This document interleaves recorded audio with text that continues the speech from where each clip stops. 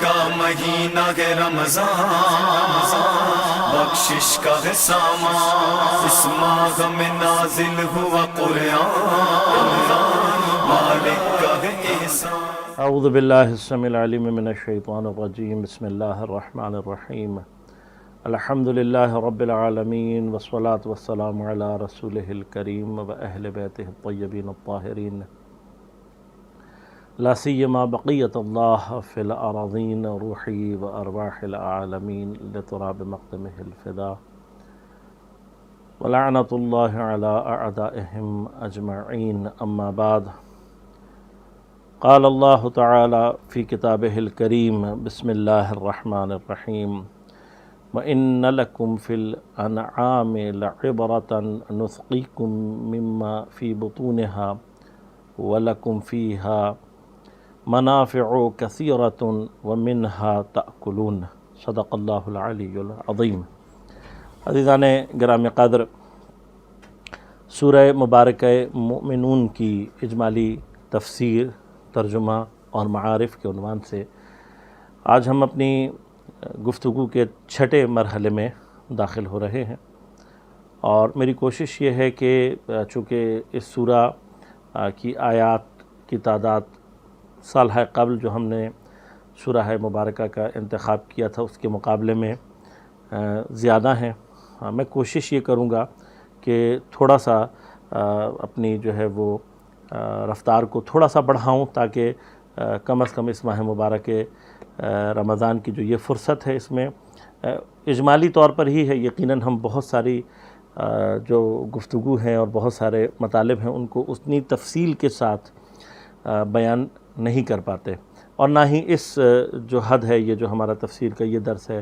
اجمالی تفسیر میں البتہ بار بار کہتا ہوں، اور معارف کا جو یہ درس ہے اس میں ہمارا ہدف بھی ان تفاصیل میں جانا مقصود نہیں ہے، لیکن جہاں جہاں ہمیں یہ احساس ہوتا ہے کہ بعض جگہوں پر قرآن نے جس طریقے سے مطالب کو بیان کیا ہے، یقیناً قرآن کی کوئی آیت اور کوئی مطلب ایسا نہیں ہے کہ جس میں انسان کے لیے نشانیاں نہ ہوں، ہدایت نہ ہوں، انسان کے لیے فلاح اور بہبود کا سامان نہ ہو،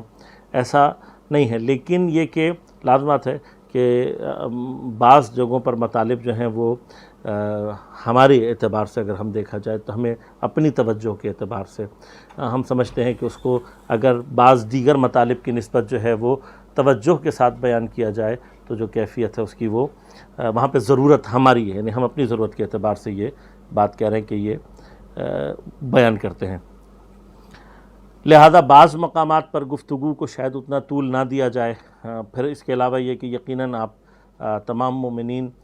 بالآخر کسی نہ کسی عنوان سے قرآن سے متصل رہتے ہیں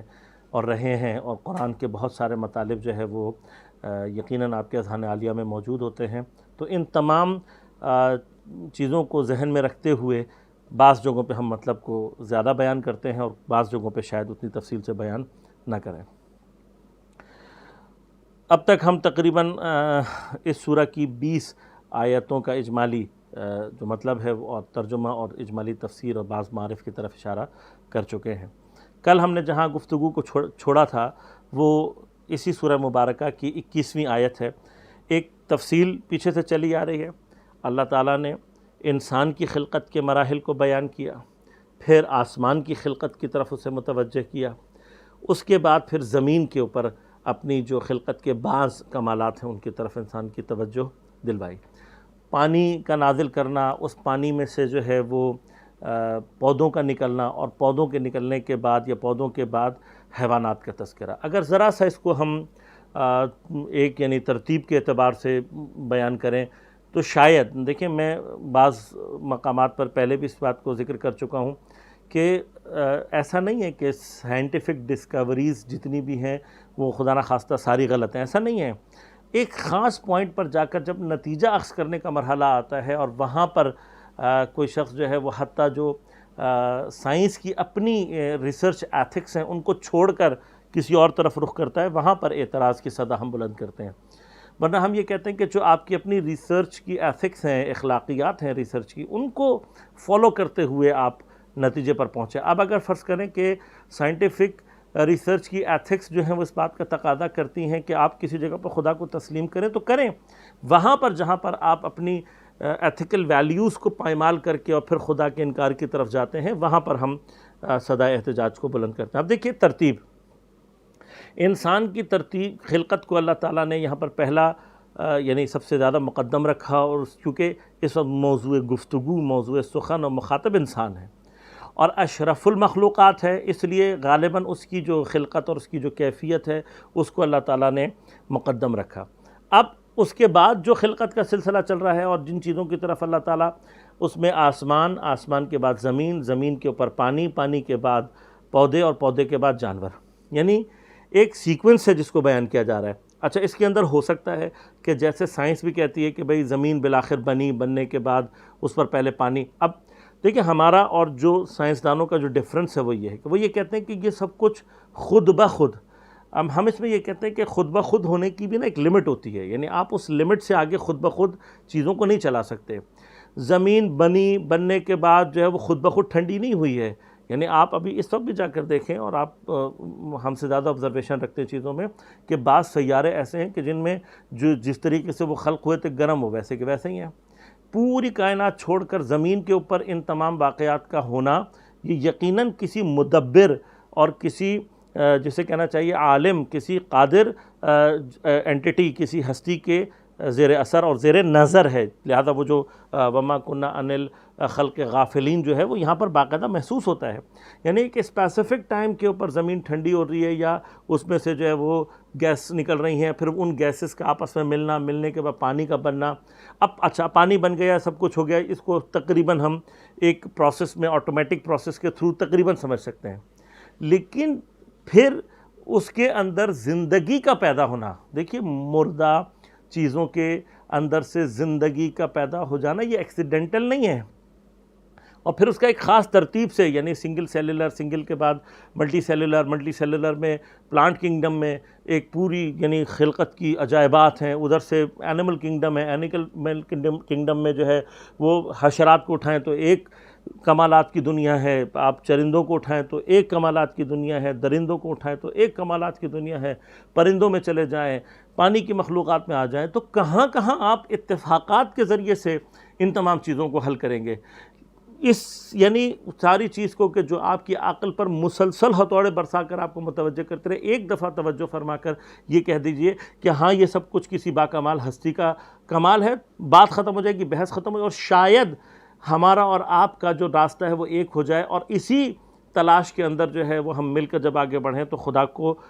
درک کرنا یا پہچاننا اس کی صفات کے ذریعے سے اور اس کے ان آثار کے ذریعے سے آپ کے لیے بھی آسان ہو جائے اور ہمارے لیے بھی آسان ہو جائے۔ خوب، اب اللہ تعالیٰ یہاں پر جانوروں تک پہنچنے کے بعد فرماتا ہے وَإِنَّ لَكُمْ فِي الْأَنْعَامِ لَعِبْرَةً۔ میں نے کل آپ کی خدمت میں عرض کیا تھا کہ انعام جمع ہے نعم کا، نعم کا اصل مطلب جو ہے وہ نعم اور یا نعم نعمت کے معنی میں ہے، لہٰذا میں نے نعمت کو اس لیے زیادہ ڈیفائن نہیں کیا کیونکہ ایک عمومی معنی میں نہیں چاہتا کہ اس کی زیادہ ڈیٹیل میں جاؤں، ورنہ الفاظ ہیں نعمت میں اور اعلیٰ میں کیا فرق ہے، میں اس تفصیل میں نہیں جانا چاہتا ابھی الفاظ کی۔ نعمت،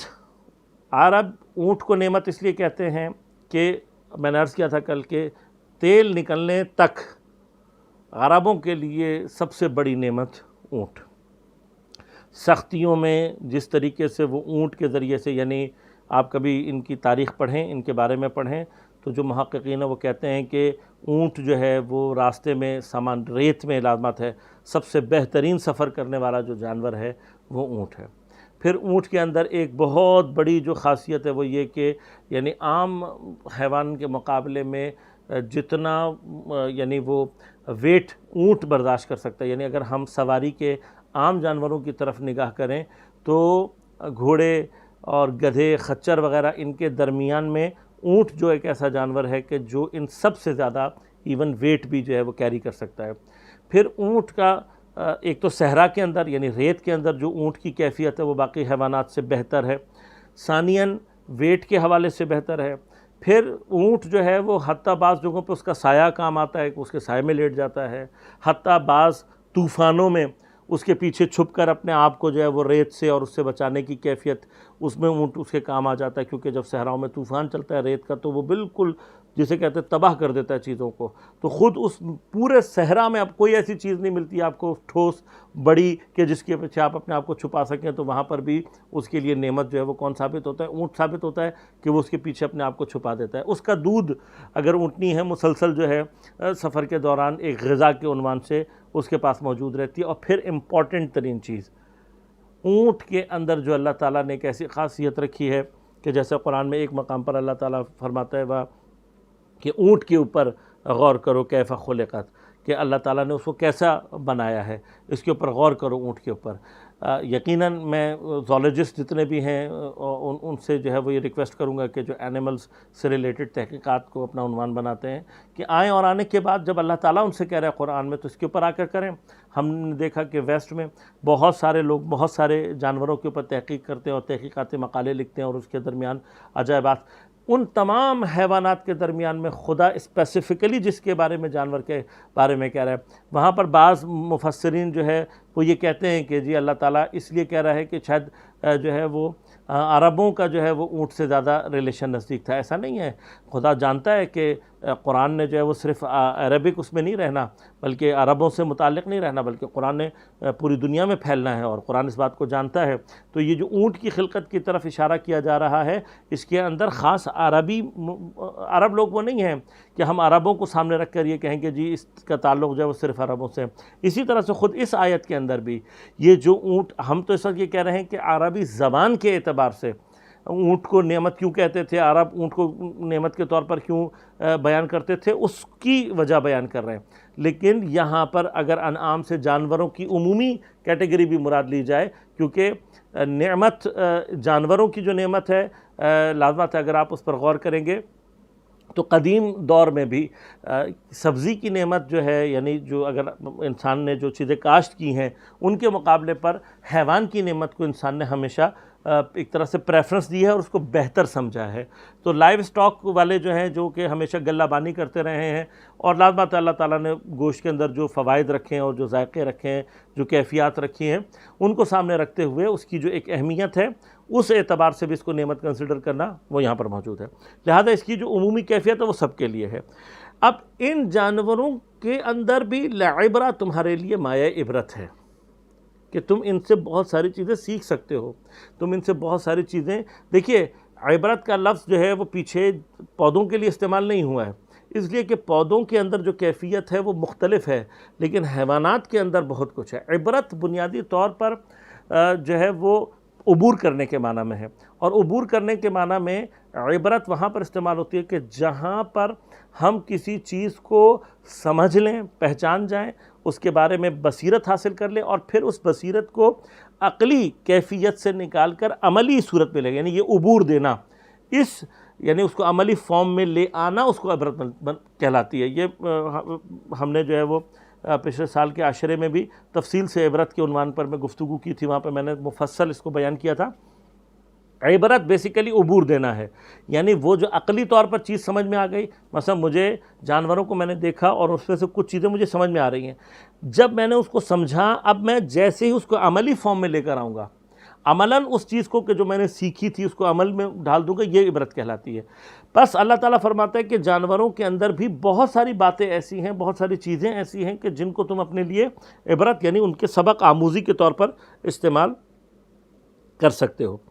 نسقیکم مما فی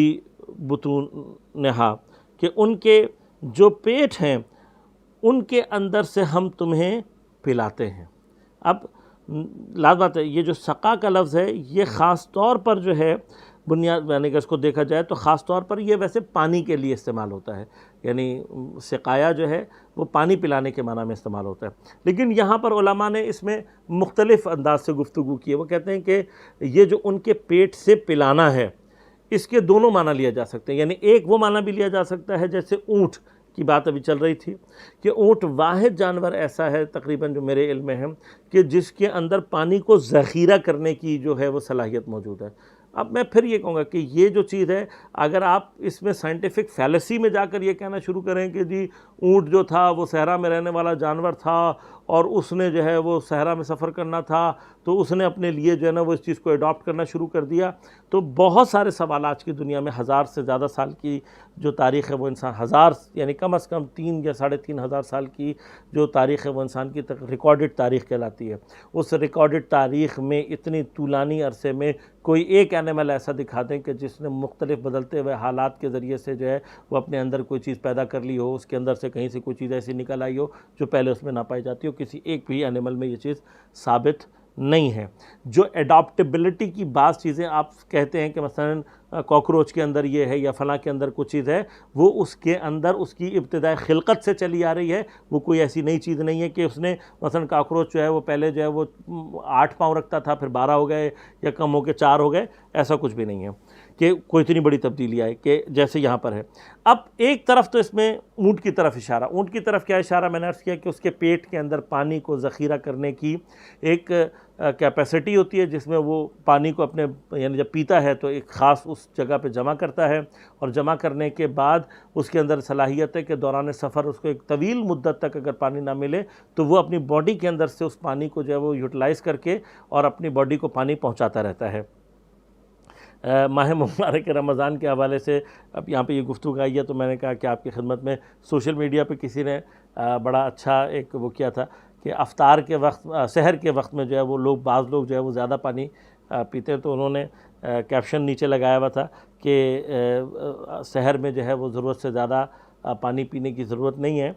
یہ جو صفت ہے اللہ تعالیٰ نے یہ صرف اونٹ کو عطا کی ہے کہ وہ اپنے پیٹ کے کسی حصے میں جو ہے وہ پانی کو سٹور کر لیتا ہے اور پھر اس کو دن بھر وہ استعمال کر سکتا ہے یا بعد کے وقت میں استعمال کر سکتا ہے. انسان کے اندر اللہ تعالیٰ نے کوئی کیپیسٹی ایسی نہیں بتائی ہے. 6 گھنٹے کے بعد آپ کا وہی حال ہوگا کہ جو ایک نارمل غذا استعمال کرنے یا نارمل پانی پینے والے انسان کا حال ہوتا ہے. تو یہ ایک اچھا بات کسی نے شیئر کیا تھا تو میں نے کہا آپ کے ساتھ اس کو شیئر کر لوں. لیکن اونٹ کے اندر یہ ہے. اچھا اس میں یہاں پر کہ نسقیکم ہم پلاتے ہیں تو مما فی بطونہا وہ چیز جو ان کے پیٹوں کے اندر ہے, ان کے بطن کے اندر ہے. اس سے اب دونوں چیزیں مراد ہو سکتی ہیں. یعنی پیٹ کے اندر سے مراد جو ہے وہ دودھ بھی ہو سکتا ہے کہ جو بعض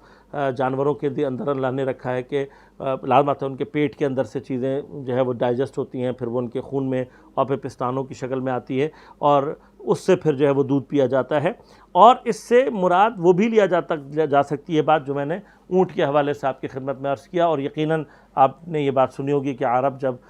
خدا نخواستہ کوئی ایسا مرحلہ آ جاتا تھا کہ جہاں پہ وہ مجبور ہو جاتے تھے تو وہ اونٹ کے بطن کے اندر سے بھی جو پانی کا ذخیرہ تھا اس سے استفادہ کر کے اپنی جان بچایا کرتے تھے. خوب وَلَكُمْ فِيهَا مَنَافِعُ كَثِيرَةٌ, اور انہی حیوانات کے اندر بہت منافع کثیر. اب یعنی لازمات ہے آج کی اس دنیا میں بیٹھ کر مطلب اس جملے کی تفسیر اس طریقے سے بیان کرنا وہ بھی پڑھے لکھے مجمع میں یقیناً آپ مستحضر ہیں کہ جانوروں کے اندر جو ہے وہ ان کی کھال سے لے کر حتیٰ یعنی اب یہ دیکھیں جب انعام یعنی جانوروں کی طرف بات کی جا رہی ہے تو حتیٰ وہ جانور بھی جو کسی زمانے میں ہمارے نزدیک جو ہے وہ صرف ضرر رکھتے تھے یا صرف نقصان رکھتے تھے, آج ان سے دوائیاں بن رہی ہیں اور ان کو مختلف چیزوں میں استعمال کیا جا رہا ہے. یہ سارے کے ساتھ جیسے جیسے انسان ترقی کر رہا ہے, علم کرتا ہے, اس پہ زیادہ حاصل کرتا جا رہا ہے, اس کے یہ خود اس پہ قابل غور اور قابل عبرت یہ مقام ہے کہ انسان اس بات پر غور کرے کہ جتنا وہ ترقی کرتا جا رہا ہے اتنا ہی اس کے اوپر کائنات کے سربستہ راز کھلتے جا رہے ہیں, اور یہ سربستہ راز کھل کر یہ بیان کر رہے ہیں کہ اس کائنات کا بنانے اور چلانے والا کوئی طاقتور اور مدبر اور عالم خدا اور قدیر خدا موجود ہے. خوب ومنہا تاکلون, اور ان میں سے بعض ایسے بھی ہیں کہ جن کو تم کھاتے ہو یا کھا سکتے ہو. وعلیہا وعلی الفلک تحملون, اور انہی جانوروں میں سے بعض ہیں کہ جن کے اوپر تم سوار ہوتے ہو اور پھر علی الفلک تحملون, اور پھر تمہیں جو ہے وہ اللہ تعالیٰ نے یہ استعداد بھی دی اور تمہارے لیے اس چیز کو مسخر بھی کیا کہ تم کشتیوں کے اوپر بھی جو ہے وہ سوار ہوتے ہو. صرف خود سوار نہیں ہوتے, یقیناً سامان بھی لے کر جاتے ہو. قرآن کریم میں بہت سارے مقامات کے اوپر اللہ تعالیٰ نے جب اپنی نعمتوں کو گنوایا ہے تو ان میں سے ایک مقام, اب لازمات میں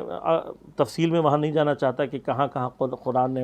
جو ہے وہ خاص طور پر اس بات کو بیان کیا کہ تمہیں کشتی اور کشتی کو مسخر کرنا اور دریاؤں میں یا سمندروں میں اس کا چلانا, اس کی طرف اشارہ کیا, لیکن ایک کثیر تعداد میں کیا. اور آپ یقیناً مستحضر ہوں گے کہ ابھی تک انسان کی نقل و حمل میں جو کشتیوں کا رول ہے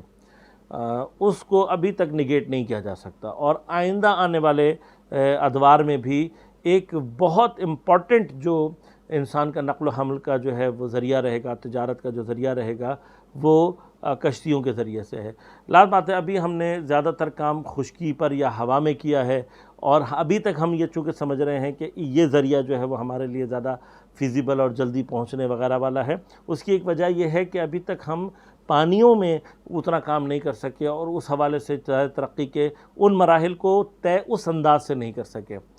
جس انداز سے ہم نے ہوا میں کیا یا زمین کے اوپر کیا ہے، خشکی کے اوپر۔ اگر ہم پانی کے اوپر کرتے تو یقیناً پانی کے حوالے سے بھی سیر سفر اور انسان کی تجارت اور ان چیزوں کے اعتبار سے بھی جو نعمتیں خدا کی وہ یقیناً ہمارے سامنے موجود ہوتی ہیں۔ لیکن اللہ نے مختلف مقامات پر مختلف انداز سے جو ہے وہ کشتی اور اس کے جو انسان کے لیے منافع ہیں ان کو اپنی نعمتوں میں سے شمار کروایا ہے، اور انہی نعمتوں کا بار بار انسان کے سامنے ذکر بھی کیا ہے، اور اس کو یاد دلایا ہے کہ دیکھو کون وہ پروردگار ہے جو تمہیں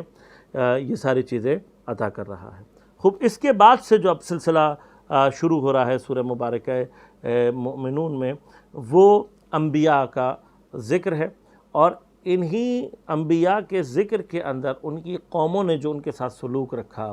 ان کو جو ریسپانس دیا، اس کو اللہ تعالیٰ نے یہاں پر ذکر کیا ہے۔ اب یہ اس سورہ مبارکہ کے اندر ایک بڑا خوبصورت امتزاج کہہ لیں کہ اللہ تعالیٰ نے یہاں پر کیا ہے کہ پورے تمام اپنی نعمتوں کو گنواتے ہوئے اور ان کا ذکر کرتے ہوئے آخری جو اللہ تعالیٰ نے اپنی نعمت کا ذکر کیا وہ کشتی سے متعلق ہے، اور پھر جب انبیاء کا ذکر شروع کیا ہے تو سب سے پہلے جس نبی کا ذکر کیا ہے اس کا تعلق بھی جو ہے وہ کشتی کی نعمت سے ہی ہے، اور مشہور و معروف یقیناً میں نے آپ کو جو یہ ایک ہنٹ دیا ہے اسی سے آپ متوجہ ہو گئے ہوں گے، اور اگر آپ نے آیات کا مطالعہ کیا ہوا ہے تو اور زیادہ مستحضر ہوں گے۔ لیکن اس بات کو تھوڑا سا یعنی ایک پورا سلسلہ نعمتوں کا گنوانے کے بعد اللہ تعالیٰ نے آخری جو نعمت بیان کی وہ کشتی، اور پھر اس کے بعد جس نبی کے ذکر سے ابتدا کیا اس کا تعلق بھی اسی نعمت، اور غالباً یوں سمجھ لیجئے کہ انسان کے لیے پہلی مرتبہ کشتی جو تاریخ انسانیت میں بنانے والے ہیں اسی سے، یعنی آپ اس کو تھوڑا سا اگر کوریلیٹ کریں تو پروردگار مجھے اور آپ کو یہ پیغام دینا چاہتا ہے کہ کشتی کے ذریعے سے جو تم نے طول تاریخ میں اتنا فائدہ اٹھایا اور اس سے اتنے منافع حاصل کیے، اس کی جو ٹیکنالوجی ہے وہ بھی ہمارے ایک پیغمبر کے ذریعے سے تمہیں عطا کی گئی۔ میں نے اس بات پر پہلے بھی کہیں تذکرہ کیا تھا، اور یہاں پر بھی آپ کی خدمت میں بھی تذکرہ اس کا کرنا ضروری بھی سمجھتا ہوں اور مربوط بھی سمجھتا ہوں گفتگو سے، وہ یہ کہ اللہ تبارک و تعالیٰ نے مختلف مقامات کے اوپر قرآن میں بھی اس کا ذکر کیا ہے، اور انسان اگر اس کے علاوہ بھی غور کرے، جتنی بھی ٹیکنالوجیز آئی ہیں اگر صحیح معنی میں تحقیق کی جائے تو تمام کی تمام ٹیکنالوجیز کے پیچھے آپ کو جو ہے وہ انبیاء نظر آتے ہیں۔ یعنی ہمارے پاس روایات میں موجود ہے کہ انسان کے اندر جو ہے وہ ابتدائی جتنی بھی ٹیکنیکس ہیں وہ حضرت آدم اور ان کی اولاد میں ان کے ساتھ جو انبیاء ہیں ان کے ذریعے سے کپڑا اور سینا، یعنی کپڑے کے مراحل میں کہ کپڑا انسان بنائے یا لباس کو سی کر پہنے، حضرت ادریس علیہ السلام کا اس میں نام آتا ہے۔ کشتی میں جناب موسیٰ حضرت نوح کا نام آتا ہے، اسی طرح سے طبابت میں حضرت عیسیٰ کا نام آتا ہے، لوہے کی ٹیکنالوجی کے اندر جو ہے وہ حضرت داؤد علیہ السلام کا نام آتا ہے۔ اسی طرح سے مختلف انبیاء کا نام مختلف حوالوں سے ہمیں ملتا ہے۔ اس سے یہ پتہ لگتا ہے کہ تقریباً جتنی بھی ٹیکنالوجیز ہیں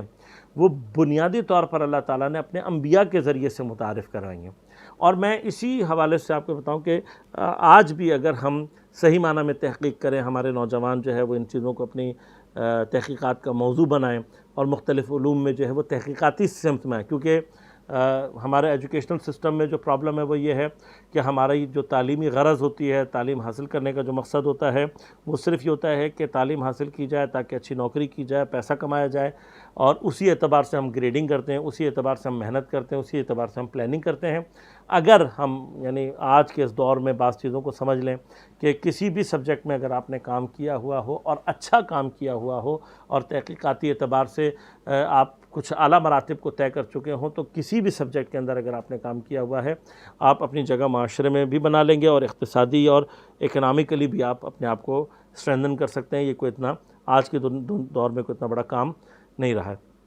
لیکن اگر ہم آ کر ریسرچ کریں تو موجودہ دور میں بھی ہمیں پتہ لگے گا کہ بہت سارے موجودہ علم جو ہیں ان کا جو ریشہ ہے وہ امام جعفر صادق علیہ السلام اور ائمہ کے مختلف شاگردوں یعنی خود ائمہ کرام تک پہنچتا ہے۔ اور یہی بات ہمیں متوجہ بھی کرتی ہے کہ اس کا معنی یہ ہے کہ عصمت سے جو ہمارا لنک ہے، منصوص من اللہ جو ہادی ہیں ان سے جو ہمارا لنک ہے، اس کا ایک فائدہ یہ بھی ہے کہ ہمارے پاس ٹیکنالوجیکل ڈیولپمنٹ جہاں تک ہماری عقل نہیں پہنچ رہی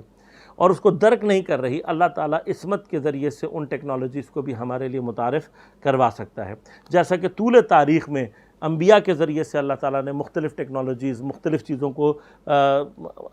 ہم تک پہنچایا اور ہمارے لیے اس کو اللہ تعالیٰ نے متعارف کروایا، اسی طرح سے اور یقیناً ہے کہ امام زمانہ علیہ السلام کے ظہور کے بعد بہت ساری ٹیکنالوجیکل ایڈوانسمنٹ ایسی ہوں گی جن کا تعارف جو ہے اور انسان کو جو ہے متعارف وہ امام زمانہ علیہ السلام کرائیں گے، حتیٰ وہ ٹیکنالوجیز بھی کہ جن کی طرف ابھی ہمارا ذہن متوجہ نہیں اور ہمیں معلوم بھی نہیں ہے کہ یہ ٹیکنالوجیز بھی ہو سکتی ہیں۔ خوب، اب کشتی کا ذکر کرنے کے بعد پہلی کشتی بنانے والا اور کشتی سے مربوط رسول، اس کا ذکر پروردگار ارشاد فرماتا ہے۔ اب دیکھیے ترتیب، دیکھیے قد افلح المؤمنون، لقد خلقنا الانسان، لقد خلقنا السماوات، اسی طرح سے ایک ترتیب ہے، یعنی اللہ تعالیٰ مختلف جگہوں پر لقد خلقنا کہہ کر جو ہے وہ لقد خلقنا فوقکم سبع طرائق، لقد خلقنا کے ذریعے سے یعنی مختلف جو سٹیجز ہیں ان کو اس لقد کے ذریعے سے اللہ تعالیٰ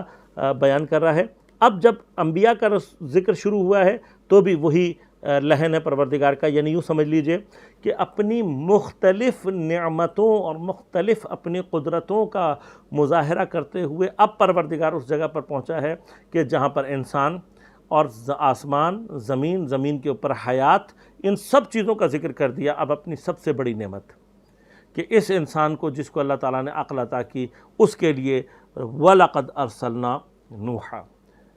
اور بات تحقیق قسم کے ساتھ بات ہو رہی ہے، گویا کہ تاکید کے ساتھ کہا جا رہا ہے کہ ہم نے بھیجا نوح کو الی قومہ، اپنے قوم کی طرف، اس کی قوم کی طرف، فَقَالَ يَا قَوْمِ اعْبُدُوا اللَّهَ مَا لَكُم مِّنْ إِلَٰهٍ غَيْرُهُ أَفَلَا تَتَّقُونَ۔ حضرت نوح کو بھیجا ہم نے، حضرت نوح کو ان کی قوم کی طرف بھیجا۔ حضرت نوح اپنی قوم سے کیا کہہ رہے ہیں؟ یا قومی۔ بہت سارے علماء نے اس طرف اشارہ کیا ہے کہ تبلیغ دین میں ایک جو طریقہ رہا ہے، روش رہی ہے انبیاء کی اور ائمہ کی بھی یقیناً، کہ اس میں ایک محبت کا عنصر پایا جاتا ہے، اس کے اندر ایک عطوفت کا عنصر پایا جاتا ہے۔ یہ جو یا قومی کہا جا رہا ہے، اے میری قوم، یہ ایک عطوفت، ایک محبت کا ایک، اب یہ جن لوگوں کو آ کر آپ یا قومی کہہ کر مخاطب کر رہے ہیں اے میری قوم، یہ کون لوگ ہیں؟ کہ جن میں سے اکثریت اس وقت بت پرست ہے، اور آپ آ کر جب ان سے بات کر رہے ہیں تو آپ کتنی محبت سے بات کر رہے ہیں، یعنی کافر، بتوں کو پوجنے والے، ایسے افراد کے سامنے بھی انبیاء کا جو بیہیویئر ہے وہ کیا ہے؟ محبت آمیز ہے۔ آپ نہایت ہی محبت، نہایت ہی الفت کے ساتھ بات کر رہے ہیں۔ ہمیں حیرت اس وقت ہوتی ہے کہ جب بعض علماء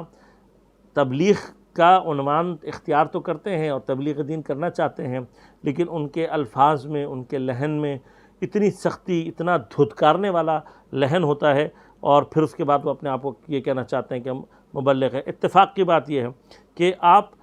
کیا ادعا رہبریت سے اتصال ہے، میں بہت دور کی بات نہیں کرتا کہ آپ انبیاء اور ائمہ کی طرف اشارہ کریں، یعنی بہت سارے ایسے لوگ ہیں کہ جو مقام معظم رہبر کو جو ہے وہ اپنے لیے ایک نمونے کے طور پر اور رہبر کے طور پر بڑے افتخار کے ساتھ بیان کرتے ہیں اور کہتے ہیں کہ جی ہم ان کے خط پر اور ان کے پیچھے ہیں، اور کبھی انہوں نے یہ نہیں دیکھا کہ حتیٰ بدترین مخالفین کے لیے بھی رہبر نے جو ہے وہ کتنی محبت اور کتنی عطوفت کے ساتھ۔ دیکھیے قرآن یہ کہتا ہے کہ آپ جو ہے وہ کفار جو تم سے جنگ کرنے کے لیے آئے ہیں ان کے اوپر اشدہ، یعنی سختی جو کرنی ان کے اوپر کرو، وہاں پہ سختی دکھاؤ، جو تم سے جنگ لڑنے آئے ہیں، جو تمہیں مارنے یا نابود کرنے آئے ہیں۔ لیکن جب تم اپنے درمیان میں آؤ تو اپنے آپ کو رحیم، یعنی رحیم بناؤ، اپنے آپ کو نرم بناؤ، اسی طرح سے تبلیغ کا ایک اہم جو رکن ہے وہ عطوفت ہے، محبت ہے۔ لہذا حضرت نوح بڑی محبت سے اپنی قوم کو کیا کہہ رہے ہیں؟ اعبدوا اللہ، اے میری قوم اللہ کی عبادت کرو، ما لکم من الہ غیرہ، تمہارے لیے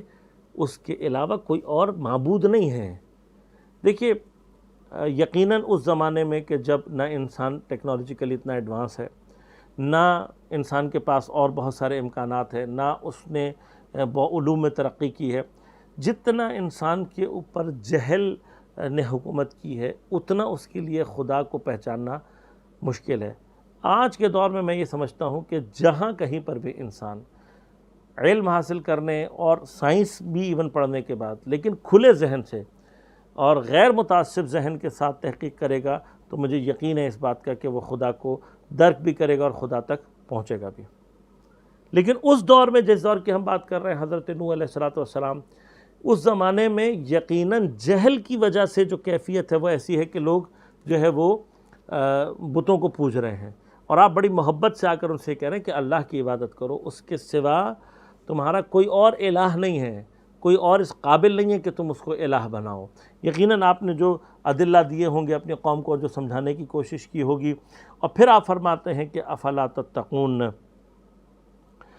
کہ آیا تم ڈرتے نہیں ہو، آیا تم تقوی اختیار نہیں کرتے ہو؟ سوچو تو صحیح، غور تو کرو، تقوی اختیار کرو، اس اعتبار سے کہ تمہیں غور کرنا چاہیے کہ اللہ نے، تم ذرا سا غور کرو اپنے اطراف میں تو تمہیں پتہ لگے گا کہ ان تمام چیزوں کا بنانے والا سوائے پروردگار کے اور کوئی نہیں ہے۔ اسی طرح سے افلا تتقون کا ایک معنی یہ بھی لیا جاتا ہے کہ پروردگار کو چھوڑ کر دوسروں کی طرف جانا یہ تقوی کے خلاف ہے۔ اب اپنی زندگی کے ہر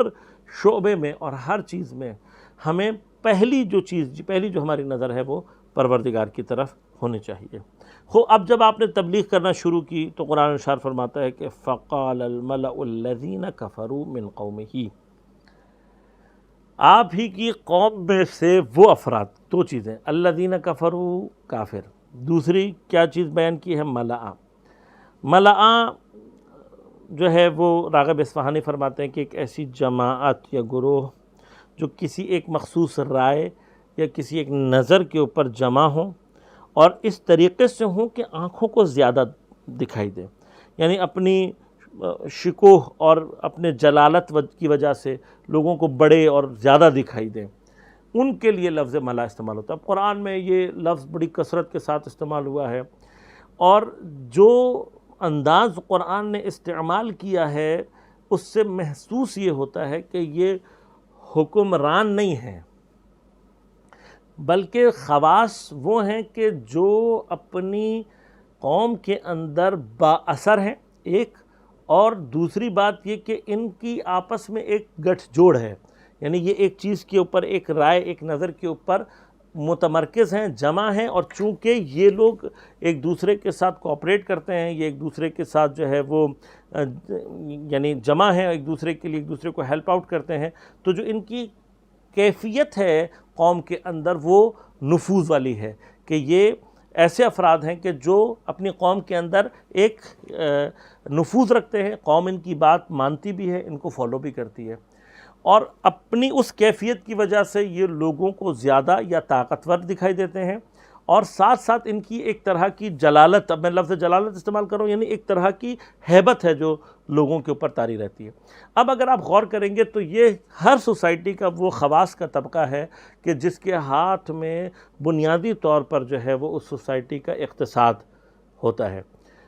زمینیں ان کے ہاتھ میں، ان کے پاس غلاموں کی تعداد زیادہ ہے، ان کے پاس جو ہے وہ جانوروں کی تعداد زیادہ ہے، اور اس اعتبار سے اچھا پھر یہ لوگ،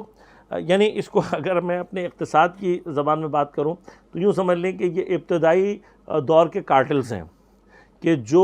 حکومت تو کوئی اور کر رہا ہے، حکومت کسی اور کے پاس ہے، سیاسی طاقت اگرچہ کسی اور کے پاس ہے، لیکن درمیان میں ایک طبقہ ہے جو کہ اقتصادی طور پر اور اپنی ایک اقتصادی طاقت کو برقرار رکھنے کے لیے آپس میں ایک دوسرے کے ساتھ ایک گویا معاہدہ اور ایک اجتماع ہے کہ جس کو وہ اختیار کرتے ہیں، اور اس اجتماع کے ذریعے سے دیکھیں کچھ افراد ہیں جو کہ ایک خاص ہدف کے تحت جمع ہوتے ہیں. ایگزیکٹلی کارٹل اسی طرح سے بنتے ہیں دنیا بھر میں, اور یہ کارٹلز جو ہیں وہ پھر مینیپولیٹ کرتے ہیں چیزوں کو. اب یہ لوگ یعنی یوں سمجھ لیں کہ یہ بالکل ابتدائی دور کے کارٹلز ہیں کہ جو کریٹ ہوئے ہیں, اور انہوں نے قوم کے اندر چونکہ نفوذ کر سکتے ہیں, قوم ان کی بات سنتی ہے, یہ قوم کو اپنی ہیبت کے اندر رکھتے ہیں. تو جناب نوح کے مقابلے پر یہ افراد. اب یعنی اس کو آپ سمجھ لیں کہ ہر دور میں الہی جو نظام ہے اس کے مقابلے پر یہ جو کیپٹلسٹ طبقہ ہے کہ جو کم ہے, لیکن چونکہ ایک خاص پوائنٹ کے اوپر جمع ہوتے ہیں اور چونکہ قدرت مالی وغیرہ بھی رکھتے ہیں, تو لوگوں کی نظر میں یہ زیادہ اور طاقتور نظر آ رہے ہوتے ہیں. یہ خاص ان کی صفات ہیں. اب آپ طول تاریخ میں لے کر آج بھی اگر تلاش کریں گے تو یہ طبقہ آپ کو ملے گا, اور معمولاً یہ طبقہ جو ہے وہ الہی نظام کے سامنے کھڑا ہوتا ہے, اور الہی نظام کے سامنے کھڑے ہونے کے بعد یہ طبقہ مسلسل ان کو جو ہے وہ ٹونٹ کرتا ہے, ان کے خلاف جھوٹی باتیں کرتا ہے, اور ان کے متعلق ایسی گفتگو کرتا ہے کہ جس سے لوگوں کے اندر ان سے متعلق بدگمانی پیدا ہو. اب ان کو تلاش کرنا ان صفات کے ذریعے سے جو بیان کیا گیا ہے وہ بالکل مشکل کام نہیں ہے. انشاءاللہ قرآن نے جو ان کی صفات یا ان کے حوالے سے جو گفتگو کی ہے میں اس کی طرف اشارہ کروں گا, اور آپ بھی غور کیجئے گا کہ انسان متوجہ ہو جاتا ہے کہ یہ لوگ کس طریقے سے کام کرنے والے ہیں قوم کے یہ افراد. فقال الملأ الذین کفروا من قومہ, حضرت نوح کے قوم کے ہی ایسے افراد, خواص, کارٹلز, اقتصادی طور پر مضبوط لوگ, کہ ما ھذا الا بشر مثلکم. پہلی بات کیا کہ یہ ما ھذا الا بشر, یہ صرف ایک بشر ہے تمہاری طرح کا, اس کے اندر کچھ بھی نہیں ہے, تمہارے جیسا ایک بشر ہے. لیکن کیا یرید ان یتفضل علیکم. پہلا جو انہوں نے, اب اسٹیپ وائز آپ ان کے استدلال کو سمجھیں. پہلی بات آ کر کیا حضرت نوح کی جو کیفیت ہے اور اپنی قوم کے اندر جو جائیگاہ یا جو مقام ہے اس کو چیلنج کرنے کی کوشش. ان کے تقوی, ان کی بزرگواری, ان کی صداقت, ان کی امانت, ان کی اندر جتنی کوالٹیز ہیں ان ساری کوالٹیز کو نگیٹ کرنے کے لیے لفظ کیسا ہوں, یہ ہمارے جیسا ہی ہے, تمہارے جیسا, تمہارے جیسا عام آدمی ہے. بس الہی نظام کے رہبر کے مقابلے پر معمولاً جو لفظ استعمال کیا جاتا ہے اس کی تقوی, اس کی پرہیزگاری, اس کی وہ صفات, الہی صفات کو نظر انداز کر کے میرے تمہارے جیسا آدمی ہے. اگر میرے اور تمہارے جیسا آدمی ہوتا تو میرے تمہارے جیسا گناہگار بھی ہوتا. وہ جو اس کی الہی صفات ہے اس کو دیکھو تو صحیح. مثلاً آج کے دور میں بعض لوگ جو ہے وہ رہبر معظم کے متعلق بڑی بڑی باتیں کرتے ہیں. کبھی غور تو کرو کہ یقین کریں اگر ہم رہبر کے مقابلے پر, خیر میری تو کوئی حیثیت ہی نہیں ہے اور میں اپنے آپ کو رہبر کے جو ہے وہ جوتوں کی خاک کے برابر بھی نہیں سمجھتا. بات کرنے کا مقصد یہ ہے کہ وہ شخصیت کے جو پچھلے تقریباً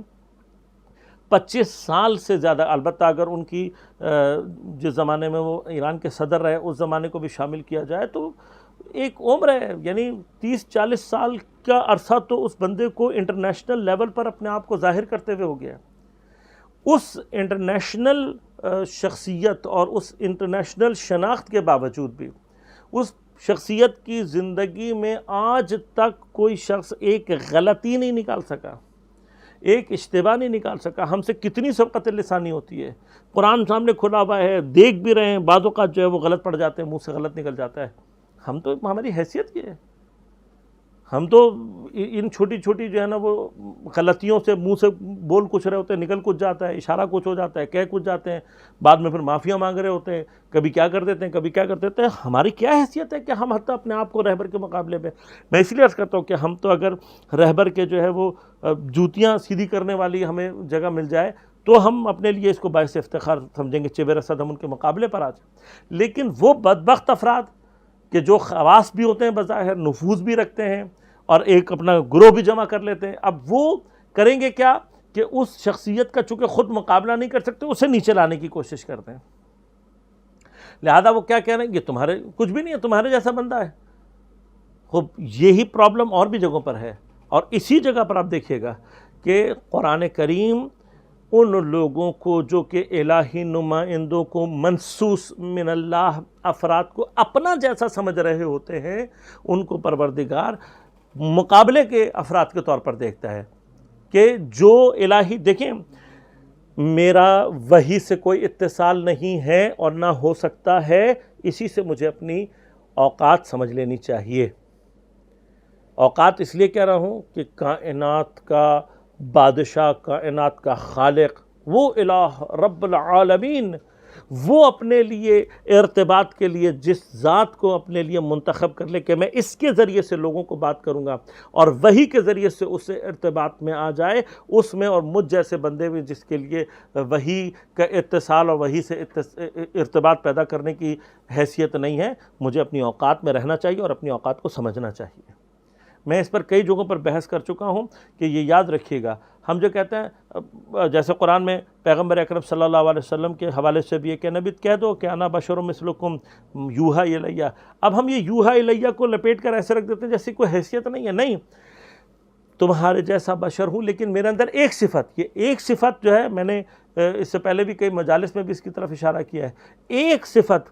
کاربن کوئلہ بھی ہوتا ہے اور کاربن ہیرا بھی ہوتا ہے، ایک صفت ہوتی ہے، ایک ہی کیمیکل فارمولا ہے کہ جو کاربن میں کوئلے کو ہیرے میں تبدیل کر دیتا ہے، ورنہ دونوں کاربن ہیں۔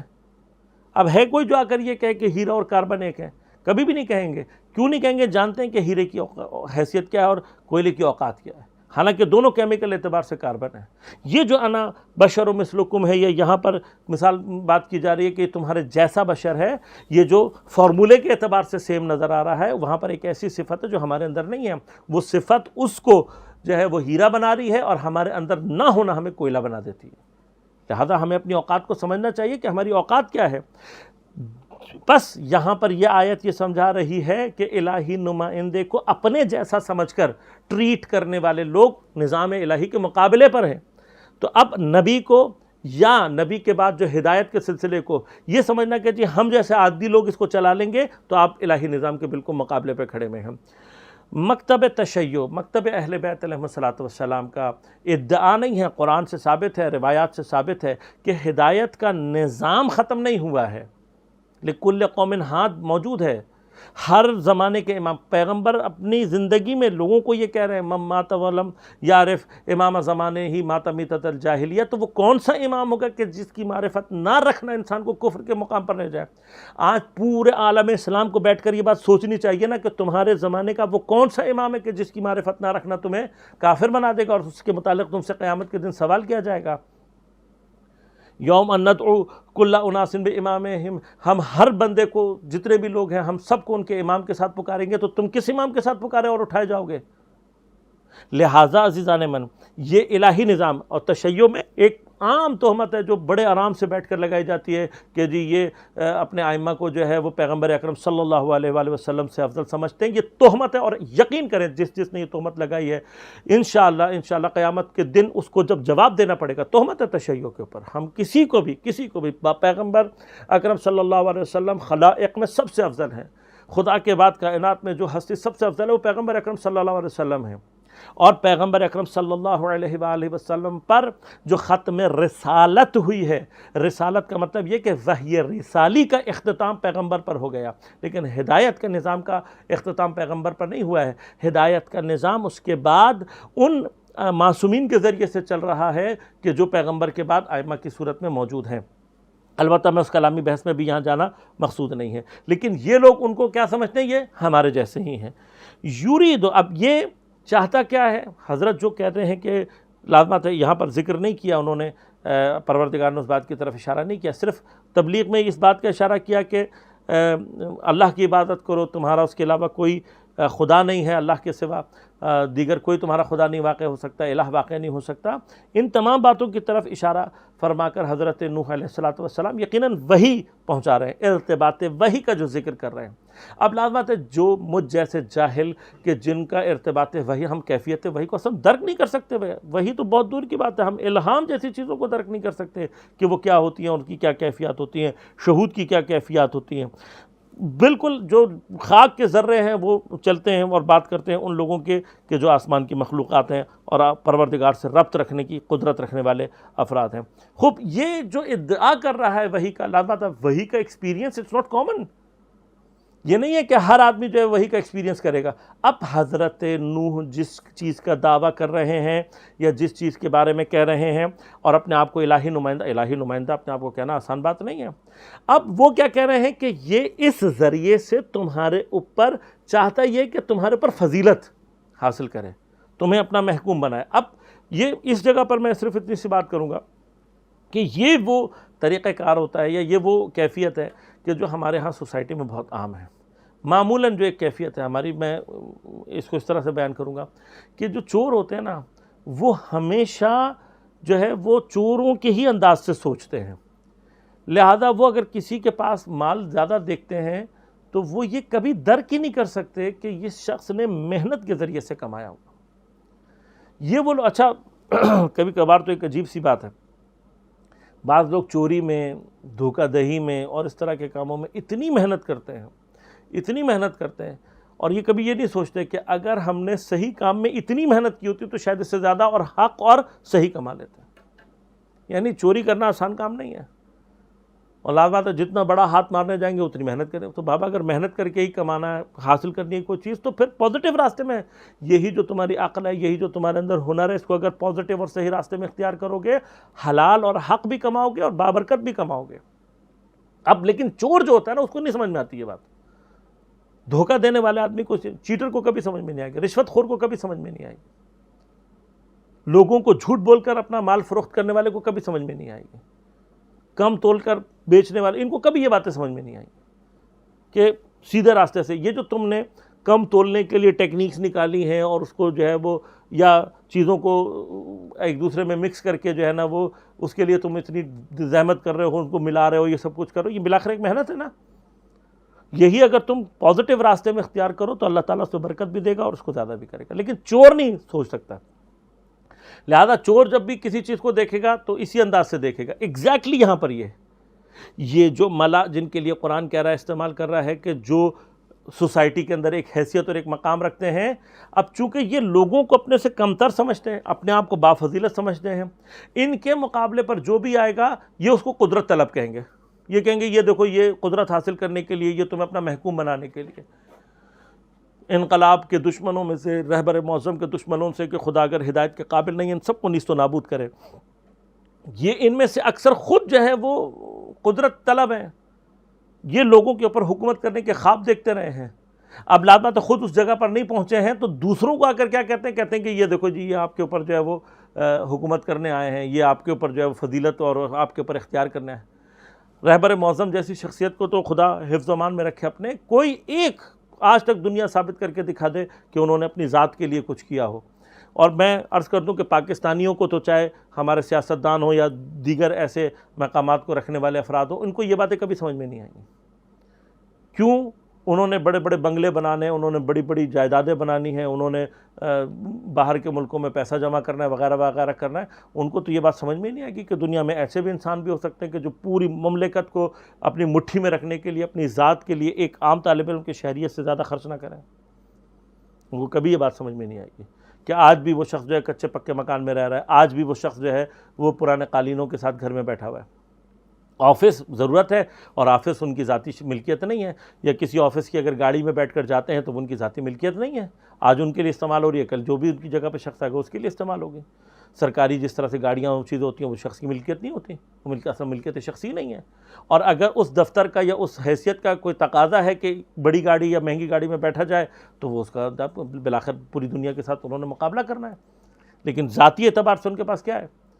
بس ان کو سمجھ میں نہیں آتا چونکہ یہ خود قدرت طلب ہوتے ہیں. تو یہ تمہارے اوپر کیا کرنا چاہتا ہے؟ برتری حاصل کرنا چاہتا ہے. اب اس کے مقابلے پر ایک ایسی بات کر رہے ہیں کہ جو ان کے ساتھ کبھی بھی واقع نہیں ہونی، پاسبل ہی نہیں. وَلَوْ شَاءَ اللَّهُ لَأَنزَلَ الْمَلَائِكَةَ، اگر اللہ چاہتا تو ہمارے پر بھی ملائکہ نازل کر دیتا. دیکھیے اللہ کو قبول نہیں کر رہے ہیں، عبادت بتوں کی کر رہے ہیں. حضرت آ کے جب یہ کہہ رہے ہیں کہ میں اللہ کا نمائندہ ہوں، اللہ کی طرف سے بھیجا گیا ہوں، تو اول تو کہہ رہے ہیں کہ نہیں یہ اس بہانے سے تمہارے اوپر برتری حاصل کرنا چاہتا ہے، تمہارے اوپر اقتدار اور تمہارے اوپر حکومت کرنا چاہتا ہے. ایک بات. دوسری بات کہ اگر اللہ چاہتا تو اللہ چاہتا تمہارے اوپر ملائکہ بھیجتا، تم اگر اس قابل ہوتے تو تمہارے اوپر بھیجتا. اور اللہ نے انبیاء کو جو صفت عطا کی ہے، معصومین کو جو مقامات عطا کی ہے، وہ اتنے عمومی ہوتے تو ہر ایک کے پاس ہوتے ہیں۔ تو ایک ایسی بات کی جائے، ایک ایسی گفتگو کی جائے جو چونکہ لوگوں میں چونکہ عام طور پر ہے، وہ چیز، وہ کیفیت عام طور پر پائی جاتی ہے، تو لوگ اس کی طرف فوراً متوجہ ہوتے ہیں۔ پہلے سوچو تو صحیح کہ تم اس قابل ہو بھی یا نہیں کہ تمہیں اللہ جو ہے وہ تمہارے اوپر ملائکہ بھیجے۔ کیا تم واقعاً ملائکہ سے ارتباط میں آنے کی کیفیت رکھتے ہو؟ کیا تمہارا واقعاً وہ مرتبہ، وہ مقام ہے؟ کیا تم ہو باطنی طور پر اتنے پاک؟ پہلے سوچو تو صحیح اس بات پر کہ ہمارے پر اب معمولاً یہ بھی ہوتا ہے، بعض نوجوان بھی اس طرح سے سوچتے ہیں کہ اللہ نے ہم سے کیوں نہیں بات کی، اللہ نے ہم پر وحی کیوں نہیں اتاری۔ وہ بھائی تم اپنے آپ کو پہلے سوچو تو صحیح کہ کیا واقعاً تم اس قابل ہو؟ کیا تم طہارت اور عصمت کے اس مرحلے پر ہو کہ تمہیں جو ہے اللہ تعالیٰ تم سے بات کرے؟ اس نے دیکھیے راستے رکھے، فَأَلْهَمَهَا فُجُورَهَا وَتَقْوَاهَا، عمومی ہے الہام، اللہ تعالیٰ کی طرف سے عمومی ہے۔ اس الہام کو حاصل کرنے کے لیے بھی زکاہا کی منزل پر پہنچنا پڑتا ہے۔ تزکیہ نفس کے اعلیٰ ترین مراتب میں جب انسان پہنچتا ہے تب جا کر وہ مرحلہ ہوتا ہے۔ تم نے کیا خدا کو اتنا کمتر سمجھا ہوا ہے کہ وہ ہم اپنی تمام تر کثافت نفسانی کے ذریعے کے باوجود خدا سے ارتباط میں آ جائیں؟ تو خدا سے ارتباط کے لیے عصمت کا جو درجہ ضروری ہے وہ حاصل ہوگا۔ تو اب لیکن جو چیز عمومی نہیں ہے اس کو سہارا بنا کر ان کے خلاف ایک جو ہے وہ مرحلہ ایجاد کیا جا رہا ہے کہ ایک ایسی بات کی جائے کہ جن کے ذریعے سے ان کو یہ لگے کہ یہ ایک ایسی بات ہے کہ جو چونکہ عوام میں موجود نہیں ہے اس لیے ان کے خلاف ہو جائے گی۔ پھر جو آخری استدلال لا رہے ہیں وہ کیا ہے؟ ما سمعنا بہذا فی آبائنا الاولین۔ یہ وہ چیز ہے جو ہمارے ہاں سب سے زیادہ پائی جاتی ہے۔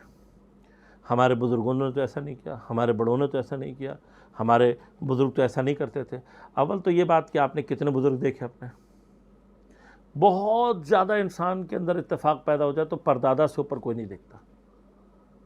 ان پردادا تک میں پہنچنے پر آپ سمجھتے ہو کہ کیا یہ سارے کے سارا جو سلسلہ کر رہے ہیں، اچھا پھر یہ جو اجداد ہیں تمہارے، یہ کیا اپنی زندگی کے دور کے کوئی نابغہ تھے کہ جن کو تم مثال بنا کر پیش کر رہے ہو؟ ہمارے اجداد ایسا کرتے چلے آئے، ہمارے بزرگوں نے ایسا کیا ہے۔ وہ بھائی یہ دلیل نہیں ہے۔ کیا قیامت کے دن آپ یہ جواب، قبر میں یہ جواب دو گے کہ میرے دادا نے کہا تھا، میرے نانا نے کہا تھا؟ کیا ان کی اقتداء کے لیے اللہ تعالیٰ نے آپ کو بھیجا ہے؟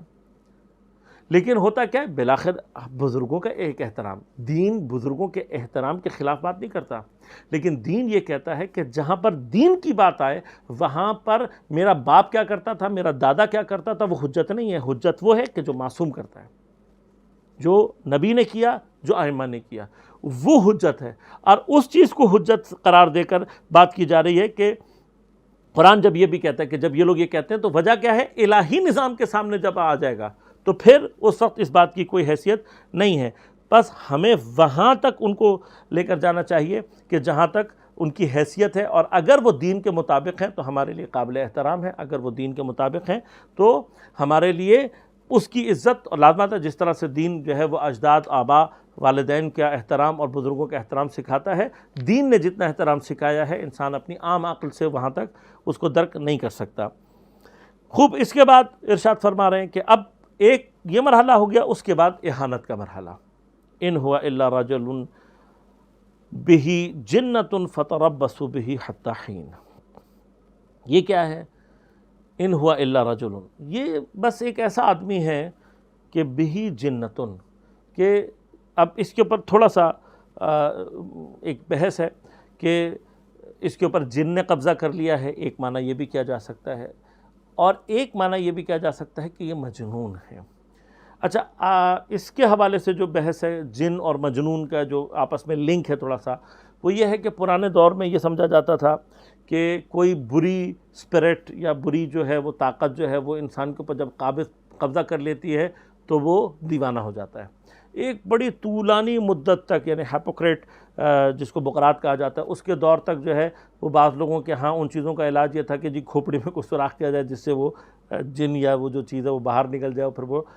صحیح ہو جائے۔ لیکن یہ کہ خود ہیپوکریٹ کے دور میں، بقرات کے دور میں جا کر بقرات نے یہ آئیڈیا دیا تھا کہ یہ کوئی جن یا اسپرٹ وغیرہ نہیں ہوتا، بلکہ یہ مینٹل النس ہے، یعنی انسان کے جو ہے وہ دماغ میں کوئی ایسی خرابی پیدا ہوتی ہے جس کی وجہ سے انسان سے مجنون یا دیوانگی کا جو کانسیپٹ ہے وہ پیدا ہوتا ہے۔ یعنی پہلی بار جو ہے وہ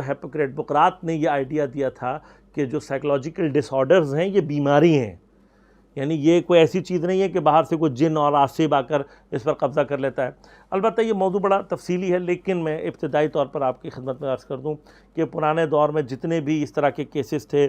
کہ جی جن نے پکڑ لیا اور وہ پتہ نہیں مرد کی آواز نکال رہا ہے اور وہ یہ کر رہا ہے، فلاں کر رہا ہے، اور اس طرح کی بہت ساری باتیں جو تھیں، وہ آج جو ہے وہ سائیکالوجی کا جو علم ہے اس کی ترقی کے بعد پتہ لگا ہے کہ تقریباً وہ سارے کے سارے جتنے بھی موارد ہیں وہ سائیکولوجیکل ڈس آرڈرز تھے، نفسیاتی امراض ہیں، اور نفسیاتی امراض کے نتیجے میں بعض اوقات انسان کے اندر سے ایسی چیزوں کا ظہور یا ایسی چیزیں ظاہر ہوتی ہیں کہ جن کو سمجھنا اور جن کو درک کرنا ہمارے لیے عام حالت میں مشکل ہو جاتا ہے۔ اور میں یہیں پر ایک بات بلکہ یوں بھی کہوں گا کہ یہ سوچیں کہ سائیکولوجیکل ڈس آرڈر، دیوانگی اور جنون کی کیفیت کے اندر، اس کے اندر انسان کے اندر سے بعض اوقات ایسی چیزیں نکلتی ہیں اور ایسے کمالات، یعنی کمالات اس اعتبار سے کہہ رہا ہوں کہ کچھ قوت انسان کے اندر پنہان ہیں۔ مزیدار بات یہ کہ وہ سائیکولوجیکل ڈس آرڈر میں سامنے آ جاتی ہیں۔ سائیکولوجیکل ڈس آرڈر میں انسان کے اندر سے کچھ قوتیں نکل آتی ہیں، تو اب سوچئے کہ وہ انسان جو عقلی اعتبار سے اپنے کمال پر پہنچے ہوں گے وہ کتنے با کمال ہو سکتے ہیں۔ اب یہ جو تہمت ہے یہ مسلسل ہے، تمام انبیاء پر لگائی گئی، حتیٰ پیغمبر پر لگائی گئی، اس کے بعد ائمہ پر بھی لگائی گئی۔ کس چیز کی؟ مجنون۔ اگر آپ اس کو دیوانہ یا فلانا عقلی طور پر اس کو کمزور ثابت کر دیتے ہیں اور اس سے متعلق ایک بات ایسی ثابت کر دیتے ہیں لوگوں کے درمیان، تو پھر کیا ہوگا کہ لوگ لازمات ہے جیسے ہی اس کو عقلی طور پر ڈس آرڈر کو تصور کریں گے وہ پھر اس کی بات ماننے کو بالکل بھی آمادہ نہیں ہوں گے۔ لہذا اللہ تعالیٰ نے اپنے انبیاء کو جو معجزات عطا کیے ہیں، ان معجزات کا ایک فلسفہ یہ بھی ہے کہ لازمات ہے میں یعنی شخص فرض کریں میں کسی نبی کو دیکھتا ہوں اور وہ نبی یہ ادعا کرتا ہے کہ جی میں وحی کے ذریعے سے اللہ تعالیٰ سے متصل ہوں، اور میں نے عرض کیا کہ یہ کوئی عام بات نہیں کہ ہم جیسے جو ہے اس کو درک کر سکیں۔ اب اس چیز کو ویریفائی کرانے کے لیے کہ میں صحیح کہہ رہا ہوں، اللہ تعالیٰ معجزات عطا کرتا ہے کہ جب میں اس شخصیت سے ایسے کام دیکھتا ہوں کہ جو آؤٹ آف ہیومن ریچ ہوتے ہیں، تو پھر میں سر تسلیم خم کرتا ہوں اور میں کہتا ہوں کہ ہاں جو شخص یہ کر سکتا ہے تو یقیناً یہ شخص سچ بول رہا ہوگا۔